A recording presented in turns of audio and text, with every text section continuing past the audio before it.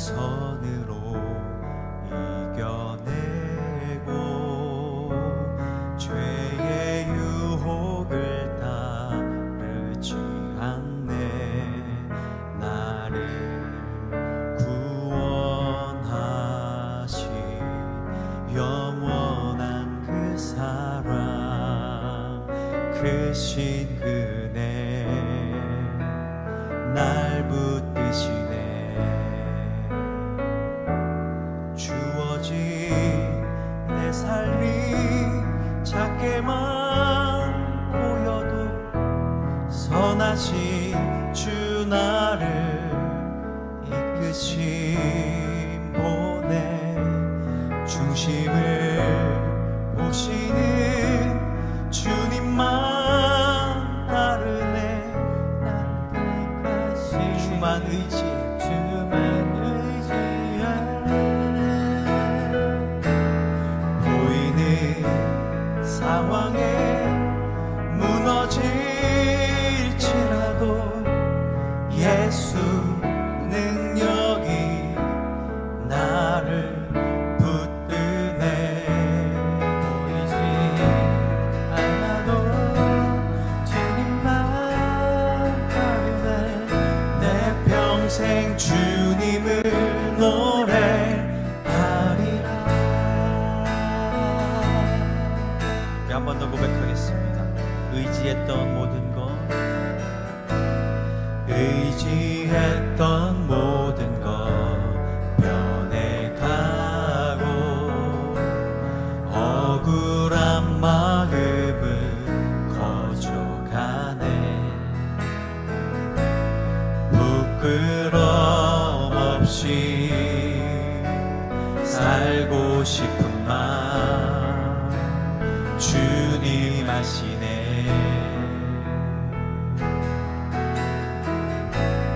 모든 일을 선으로 이겨내고 죄의 유혹을 따르지 않네. 나를 구원하신 영원한 그 사랑, 크신 그네 날 붙드시네. 주어진 내 삶이 작게만 보여도 선하신 주 나를 이끄신 분의 중심을 보시는 주님만 따르네. 날 택하신 주만 의지해. 보이는 상황에 무너질지라도 예수 능력이 나를 붙드네. 보이지 않아도 주님만 따르네. 내 평생 주님을 노래하리라. 주어진 내 삶이 작게만 보여도 선하신 주 나를 이끄신 보내. 중심을 보시는 주님만 따르네. 날 택하신 주만 의지해. 보이는 상황에 무너질지라도 예수 능력이 나를 붙드네. 보이지 않아도 주님만 따르네. 내 평생 주님을 노래하리라. 주어진 내 삶이 작게만 보여도 선하신 주 나를 이끄시 보내 중심을 보시는 주님만 따르네 날 택하신 주만 의지해 보이는 상황에 무너질지라도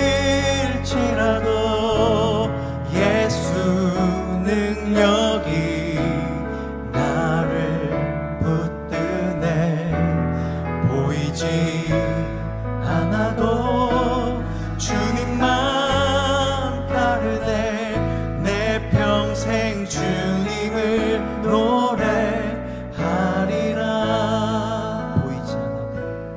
보이지 않아도 주님만 따르네 내 평생 주님을 노래하리 한 번 더 보이지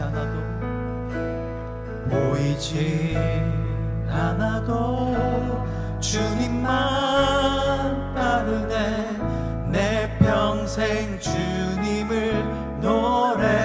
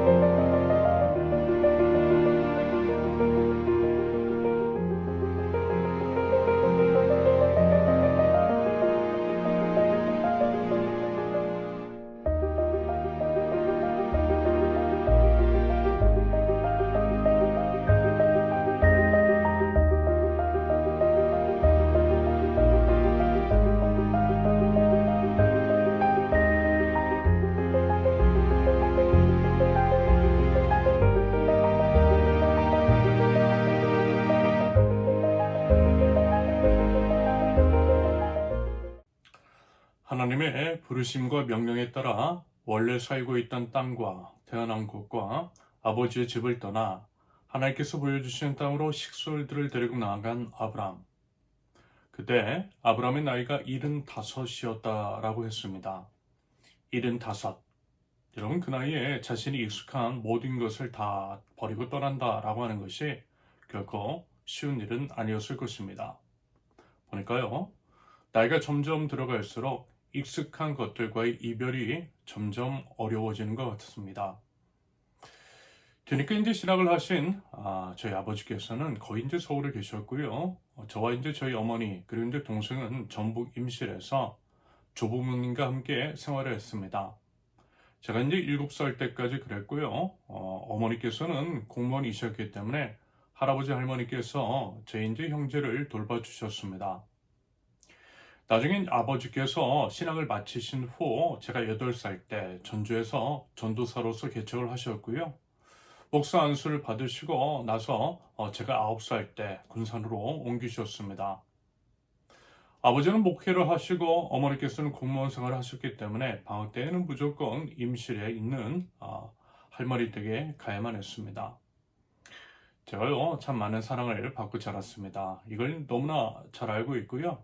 그래서 이제 그 은혜와 사랑을 갚으려고 해도 조부모님께서는 이미 돌아가셨기 때문에 갚을 길이 없어요. 이게 참 아쉽더라고요.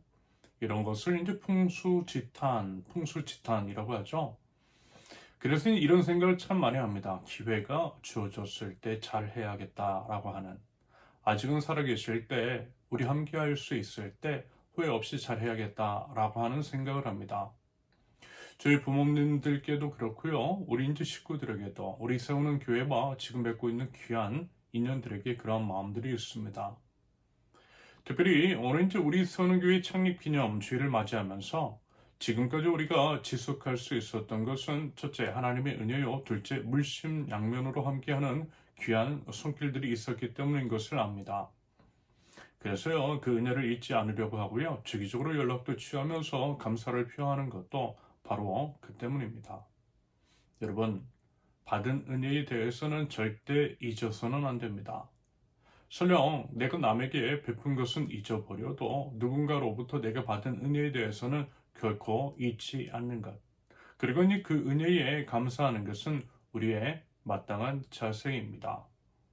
저라고 하는 사람이 잘나서 지금 이 자리에 있는 게 아니라는 거예요. 우리 세우는교회가 뭘 대단한 것을 해서 지금 이 자리에 있는 것이 아니라는 것입니다. 하나님께서 은혜를 베풀어 주셨고 수많은 사람들이 함께 주셨기 때문에 이 자리에 있는 거예요. 그러므로 우리는 그 은혜에 감사하며 이렇게 이제 받은 은혜를 흘려보내는 것이 마땅합니다. 그래서 말씀을 드렸죠. 우리 이제 세우는교회가 처음 아무것도 없었을 때부터 우리 교회 공동체 식구들과 주변 이웃들에게 흘려보냈다라고 말입니다. 비록 우리는 임대 보증금도 없는 참 작고 미약한 교회이지만 그럼에도 넉넉하게 흘려보냈다라는 말씀을 드렸습니다. 그리고 그 이유는 그 은혜를 잊지 않기 위해서라고 했어요. 아울러 모든 것이 풍족한 상황 가운데에서는 누구라도 은혜를 베풀 수 있지만 넉넉하지 않은 상황 가운데에서는 오로지 믿음이 있어야만 베풀 수 있다라고 했어요. 말하자면 이와 같은 것을 실천했던 이유가 바로 우리는 은혜로 세워져가는 하나님 나라 공동체이기 때문이라는 말씀을 드렸습니다. 특별히 참 많고 많은 넉넉한 교회들과 심지어는 존경을 받는다라고 하는 목회자들마저 돈과 여러 문제 앞에서 속절없이 무너지는 것들을 바라보면서 여러분 우리는요 결코 그와 같은 죄를 저지르지 않아야 할 것입니다. 그래서라도 더더욱 은혜를 기억하고 감사하며 받은 은혜를 계속해서 흘려보내는 것이 맞지 않나라는 생각이 들어요. 아무튼 이제 저희 할머니 아직도 이제 기억이 생생한데요. 제가 이제 군산에 살 때 가끔씩 군산에도 오셨어요. 하지만 할머니는요 한 번도 가방을 풀지 않으셨습니다. 좀 더 머물다 가시라고 해도 원래 살고 계시는 임실 집에 가시고자 했습니다. 지금 와서 생각해보니까 그래요. 낯서셨던 거죠. 저희가 살고 있던 군산은요. 할머니께 익숙한 곳이 아니었어요. 익숙한 곳에서는 마음도 편하고 자유롭게 활동도 가능하지만 사람도 지리도 모든 것이 낯선 곳에서는 마음도 불안하고 출타도 자유롭지 않으셨을 것입니다. 그래서 아마 한시라도 빨리 임실 댁으로 돌아가시려고 했던 것 같아요. 연세가 드시니 더더욱 그러셨을 것입니다. 맞아요, 여러분. 나이가 들면 자연스럽게 그렇게 돼요. 그래서 아브라함의 그 선택, 그 순종이 대단한 겁니다. 무려 75세 나이에 모든 익숙한 것들을 버리고 오직 하나님의 말씀을 따라 떠난 아브라함, 그게 참 대단하다라는 것입니다.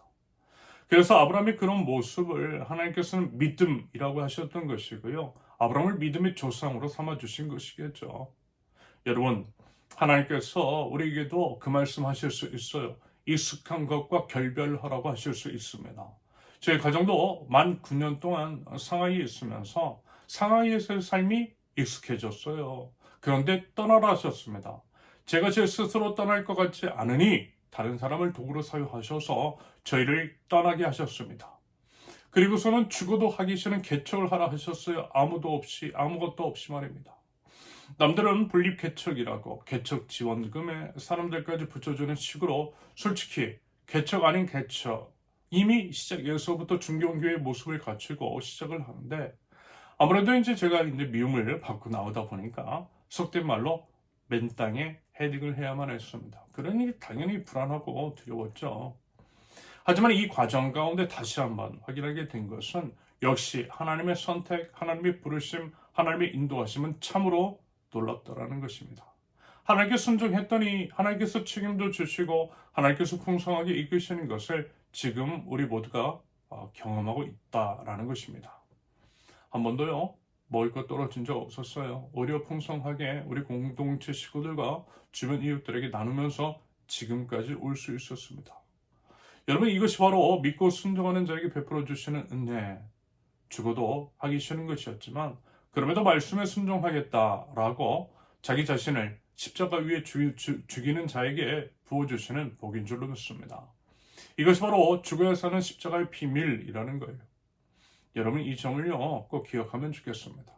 우리 세우는교회 역사와 여정을 통해 믿음의 원리를 발견하시면 좋겠어요. 그리하여 여러분 각자의 삶 속에서도 믿음의 선택을 하셨으면 좋겠습니다.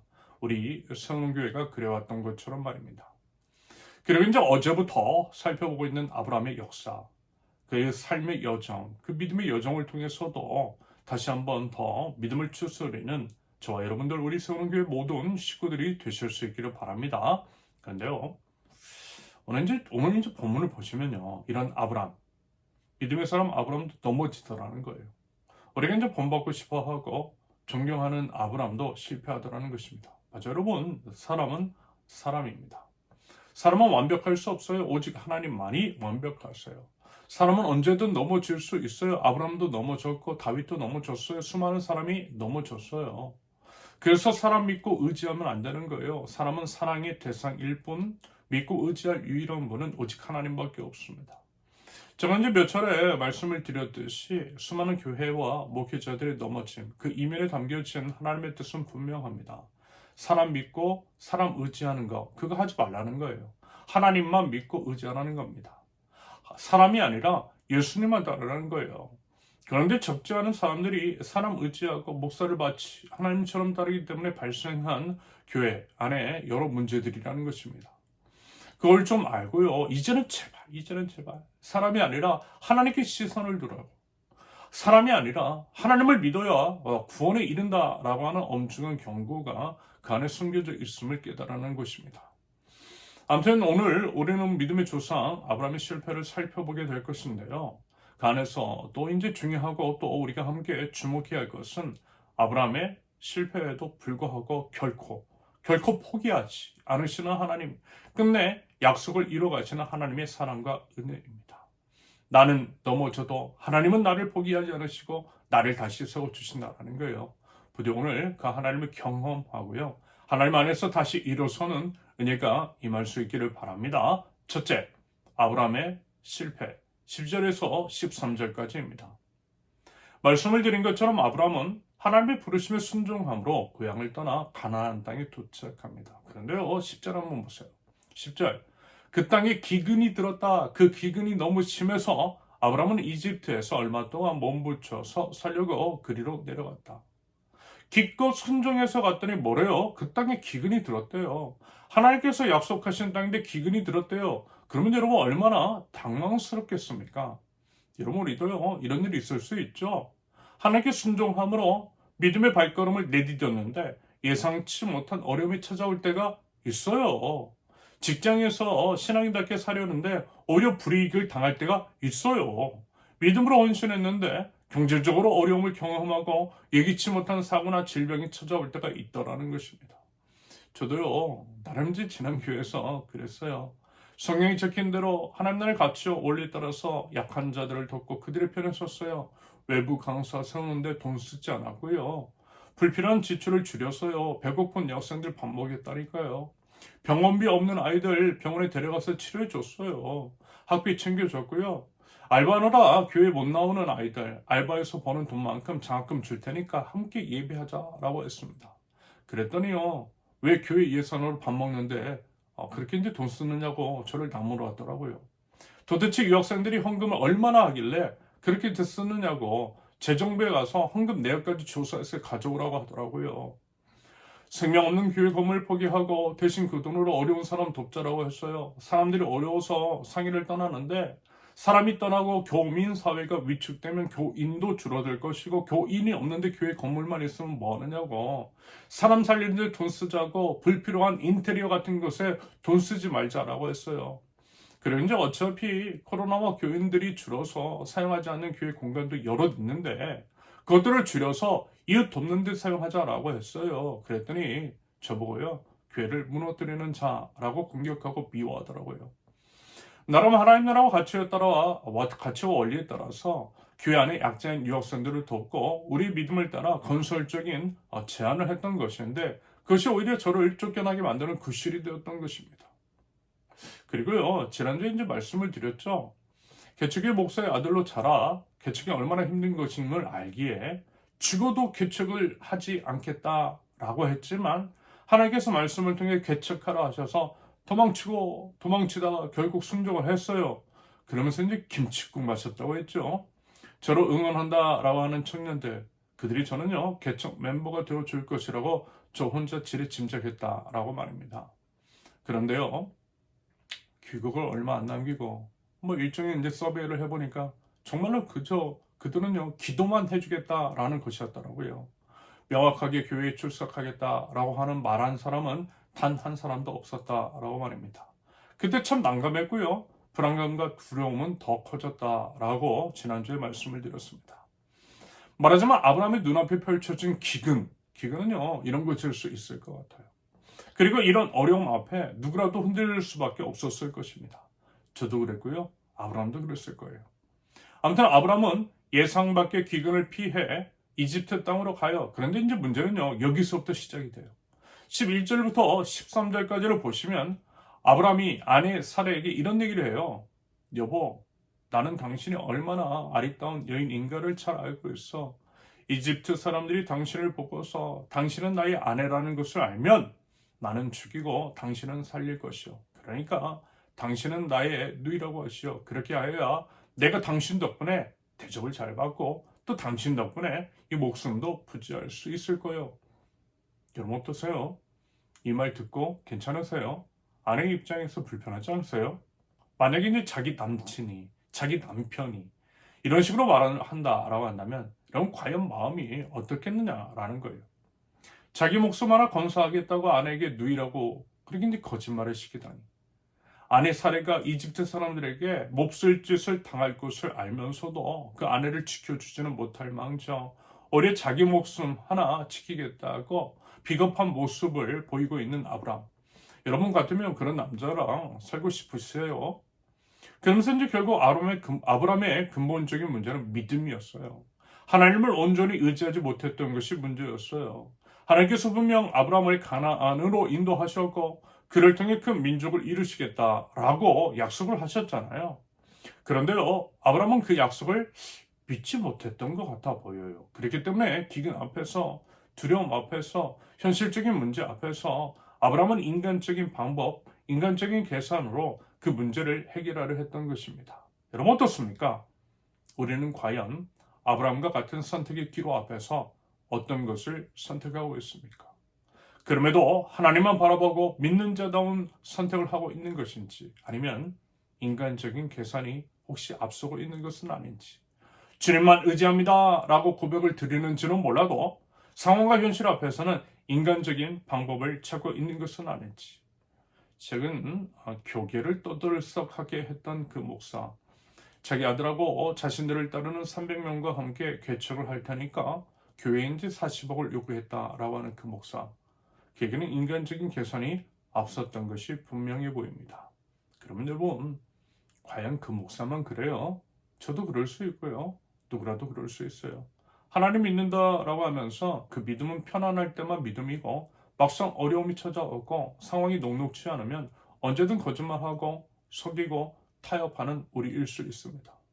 야고보서 1장 14절과 15절을 보시면 사람이 시험을 당하는 것은 각각 자기 욕심에 이끌려서 꿰매에 빠지기 때문입니다. 욕심이 잉태하면 죄를 낳고 죄가 자라면 죽음을 낳습니다. 말하자면 아브라함의 두려움 그리고 이제 자기 보존 본능이 죄를 낳았고요. 그것이 이제 심각한 결과를 초래한 것으로 해석이 가능합니다. 하지만 여러분 이런 어리석음과 실패, 우리 연약함과 넘어짐의 이야기가 끝은 아니라는 것. 오히려 우리가 넘어진 바로 그 자리에서 하나님의 은혜는 시작이 되더라는 것을 여러분 믿으실 수 있기를 바랍니다. 둘째, 실패 속에서 역사하시는 하나님. 14절에서 16절까지입니다. 먼저 이제 14절과 15절을 보시면요. 아브라함이 예상했던 대로 이집트 사람들이 사레의 아름다움을 알게 됩니다. 이집트의 왕 바로의 대신들은요. 사레를 바로 왕에게 추천했고요. 사레는 바로의 궁전으로 불려 들어갑니다. 말하자면 아브라함이 두려워했던 그 일 그대로 일어났던 거예요. 그러면서 이제 16절을 보시면요. 16절 바로가 그 여인을 보고서 아브라함을 잘 대접하여 주었다. 아브라함은 양떼와 소떼와 암나귀와 수나귀와 남녀종과 낙타까지 얻었다. 여러분 이게 무슨 의미죠? 바로 왕이 아브라함을 잘 대접한 것, 금전적인 보상까지 해준 것. 이것은 말하자면요, 아내 사례를 팔아넘기고 그 대가를 받은 것으로 볼 수 있을 것입니다. 그러면 여러분, 이게 과연 우리가 알고 또 본받고자 하는 믿음의 조상 아브라함이 맞느냐라는 거예요. 이런 자를 과연 우리가 이제 믿음의 조상이라고 할 수 있겠느냐라는 것입니다. 이것은 분명 도덕적, 영적 실패였어요. 그런데요, 이런 참담한 상황 속에서 놀라운 일이 벌어집니다. 17절 보세요. 그러나 주님께서 아브라함의 아내 사례의 일로 바로와 그의 집안에 무서운 재앙을 내리셨으므로, 무슨 얘기냐? 하나님께서 직접 개입하셨다라는 겁니다. 이 상황을 좌시하지 않으셨다라는 거예요. 그러면 여러분, 하나님께서는 왜 이 일을 개입하셨겠어요? 아브라함이 무슨 이 일에 대해서 회개라도 했어요? 아니요. 회개라는 단서 찾아볼 수 없어요. 그렇다고 기도를 한 것도 아니었어요. 특별히 의로운 행동을 하지도 않았습니다. 오히려 아브라함은 여전히 죄 가운데 있었지요. 그러므로 우리는 이렇게 추측이 가능합니다. 하나님께서 이와 같은 일에 개입하신 이유는 다름 아닌 하나님의 신실하심. 다시 말해 하나님께서 아브라함과 맺은 언약을 지키시기 위해서였다라고 하는 것으로 말입니다. 한마디로 하나님은 신실하신 하나님이시기 때문입니다. 하나님은 분명 아브라함을 통해 모든 민족이 복을 받게 하시겠다라고 하는 약속을 하셨어요. 그러므로 그 약속을 지키시기 위해서 아브라함의 실패 가운데에서도 역사하신 것으로 볼 수 있다라는 거죠. 여러분 이걸 뭐라고 해요? 은혜라고 하는 겁니다. 은혜의 복음이라고 하는 거예요. 맞아요 여러분. 하나님의 구원은요 우리의 의로움이나 자격 때문이 아니죠. 오직 하나님의 신실하심과 그 언약 때문인 줄로 믿습니다. 로마서 5장 8절. 그러나 우리가 아직 죄인이었을 때에 그리스도께서 우리를 위하여 죽으셨습니다. 이리하여 하나님께서는 우리들에 대한 자기의 사랑을 실증하셨습니다. 여러분, 우리가 의인이었을 때, 회개했을 때, 기도했을 때 예수님께서 우리를 위해서 죽으신 것이 아니었어요. 우리가 아직도 죄인이었을 때 죽으셨어요. 이게 바로 은혜라는 거예요. 이게 바로 은혜의 복음이라는 것입니다. 여러분 우리가 실패하고 넘어졌을 때에도 은혜의 하나님요 우리를 결코 포기하지 않으심을 기억하실 수 있기를 바랍니다. 우리가 연약하여 믿음을 잃었을 때에도 하나님은 우리를 기억하심을 기억하십시오. 우리가 여전히 죄악 가운데 있을 때에도 하나님은 우리를 결코 포기하지 않으시고요 우리를 구원하시는 하나님이신 줄로 믿습니다. 디모데후서 2장 13절. 우리는 신실하지 못하더라도 그분은 언제나 신실하십니다. 그분은 자기를 부인할 수 없으시기 때문입니다. 그러므로 우리는 설령 신실하지 못해도, 우리는 설령 우리 자신을 믿지 못해도 신실하신 하나님, 어제나 오늘이나 내일도 동일하신 우리 주님, 그 여호와 하나님을 의지함으로 힘을 내어 다시 한번 더 일어서는 저 여러분들이 되실 수 있기를 바랍니다. 하나님은 우리의 유일한 소망이신 줄로 믿습니다. 셋째, 나의 힘이 되신 여호와 하나님. 17절에서 20절까지입니다. 사례를 취하려고 했던 이집트의 바로왕, 하나님께서는 그런 바로왕과 그의 집안에 무서운 재앙을 내리셨습니다. 성경에서는 그것이 과연 어떤 재앙이었는지에 대해서는 구체적으로 말하고 있지 않지만 그것이 사례가 더럽혀지지 않도록 보호하기 위한 것이었음은 분명했어요. 무슨 얘기냐? 신실하신 하나님께서는 아브라함의 죄에도 불구하고 언약의 통로인 사례를 지키셨다라는 것입니다. 아무튼 무서운 재앙을 경험한 바로왕은요 아브라함을 불러 책망해요. 18절과 19절입니다. 어찌하여 너는 나를 이렇게 대하느냐? 저 여인이 너희 아내라고 왜 일찍 말하지 않았느냐? 어찌하여 너는 저 여인이 내 누이라고 해서 나를 속이고 내가 저 여인을 아내로 데려오게 하였느냐? 자, 내 아내가 여기 있다. 데리고 나가거라. 여러분 생각해 보세요. 여러분 이게 얼마나 수치스러운 일이겠어요. 믿지 않는 이방 왕에게 믿음의 조상이 책망을 받고 있는 거잖아요. 교회가 교회답지 않은 모습으로 인해 세상으로부터 지탄을 받고 있는 상황과 비슷하다라고도 볼 수 있겠습니다. 하지만 이것은 또한 하나님의 은혜라고 하는 것. 하나님은요 바로 왕을 통해서라도 이방 사람을 통해서라도 아브라함을 깨우치시고 바른 길로 인도하셨던 거예요. 사랑의 하나님은 때로는요 회초리를 드셔서라도 우리를 깨우치시는 아버지이십니다. 히브리서 12장 6절 주님께서는 사랑하시는 사람을 징계하시고 받아들이시는 아들마다 채찍질하신다. 그리고 20절 보세요. 결국 무사히 아무 일도 없이 이집트를 나오게 되었다라고 합니다. 20절. 그런 다음에 바로는 그의 신하들에게 명하여 아브라함이 모든 재산을 거두어서 그 아내와 함께 나라 밖으로 나가게 하였다. 그런데요. 다음 장인 13절 2절을 보시면 이런 내용이 또 기록되어 있더라는 것. 창세기 13장 2절 아브라함은 집짐승과 은과 금이 많은 큰 부자가 되었다. 무슨 얘기냐? 하나님께서는요. 아브라함의 연약함, 아브라함의 죄악, 아브라함의 넘어짐, 아브라함의 실패에도 불구하고 그를 큰 부자로 만들어 주셨다라는 것입니다. 이것은요. 단순히 아브라함에게 물질을 부어 주셨다라기보다는요. 오히려 하나님의 언약이 아브라함의 실패로 인해 무효화되지 않았다라고 하는 것을 상징합니다. 하나님의 신실하심은 우리의 실패보다 더 크다라는 거예요. 맞아요, 여러분. 하나님은 우리의 실패를 끝이 아니라 새로운 시작으로 만들어 주세요. 우리가 넘어졌을 때 하나님은요 우리를 일으키세요. 우리가 방황했을 때 하나님은요 우리를 다시 불러주세요. 그러므로 여러분 그 하나님을 믿는 믿음으로 우리 이렇게 고백하면서 당당하게 외칠 수 있기를 바랍니다.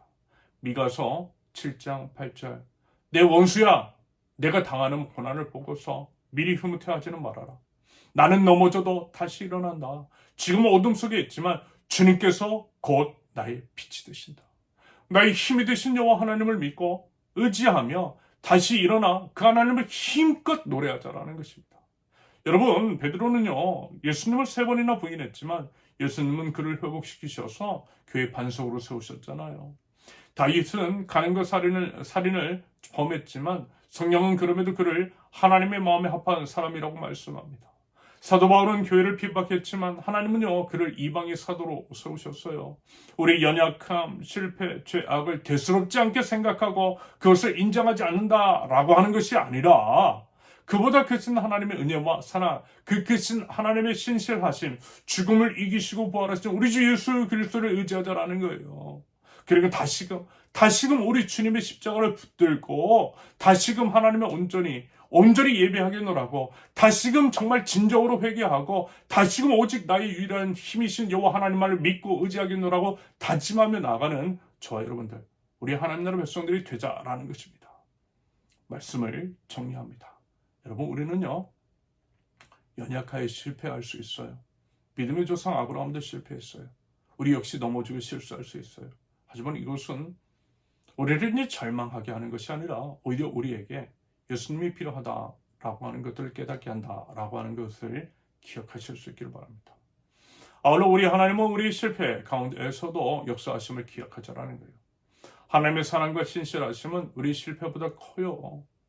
하나님은 우리가 죄 가운데 있을 때에도 우리를 포기하지 않으시고요. 언약을 지키시는 우리 하나님, 하나님의 은혜의 복음을 여러분 우리 꼭 기억하면 좋겠습니다. 그리고 무엇보다 우리를 회복시키시고 다시 세우시는 우리 하나님, 우리 유일한 힘이 되신 여호와 하나님을 믿고 기대어서 나아갈 수 있기를 바랍니다. 하나님은 우리 어리석고 실패한 과거가 아니라 우리 미래 보세요. 하나님은 우리를 일으키시고 회복시키시고 새롭게 사용하시는 줄로 믿습니다. 특별히 우리 인제 세우는 교회 창립 기념주일을 맞이하여 여러분 어떻게 우리에게 좋은 일만 있었겠어요? 저도 인간적인 방법과 개선으로 실패하고 실수한 적 많았어요. 제 미성숙한 모습, 그의 여러 연약함 때문에 우리 교회 왔다가 떠난 분들도 여럿 있습니다. 하지만 그럼에도 포기하지 않으시고 지금까지 은혜와 사랑으로 이끄신 하나님을 기억합니다. 여전히 어설프고 가진 것 하나 내세울 것 하나 없어 보여요. 겉으로 봤을 때 제자리 걸음을 걷는 것처럼 보일 수도 있어요.